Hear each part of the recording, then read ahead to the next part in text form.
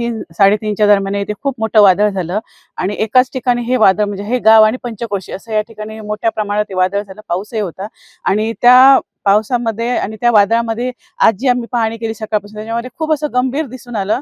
त्याच्यामध्ये खारेपाटण काजीवाडी इथे एका घरावरचं पूर्णच्या पूर्ण छप्पर जे आहे पत्र्याचं अँगलसहित पूर्ण दुसऱ्या घरावरती पडून त्या घराचंही मोठ्या प्रमाणात नुकसान झालेलं आहे. बऱ्याच मोठ्या प्रमाणावरती झाडं पडलेली आहेत. पूर्ण गावामध्ये बरेचसे एम-एस-सी-बीचे पोल पडलेले आहेत आणि त्यामुळे पूर्णपणे लाईट तर ठप्प आहे. त्याचबरोबर नळ योजना ज्या ठिकाणी पाण्याची काहीही व्यवस्था नाही, अशा पद्धतीने पूर्णपणे पाण्याची टंचाई इथे दिसून येते. त्यासाठी युद्धपातळीवरती प्रशासनामार्फत काम सुरू आहे.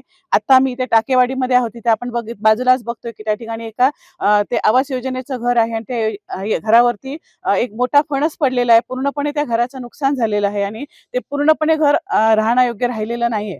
त्यामुळे अशी खूप म्हणजे एकच नाही तर असे छोटे-मोठे खूप नुकसान म्हणजे एक गोरगरीब लोकांचे खूप नुकसान झालेलं आहे आणि त्यामुळे या पाहणीमध्ये खूप असं गंभीर स्वरूप या ठिकाणी दिसतंय.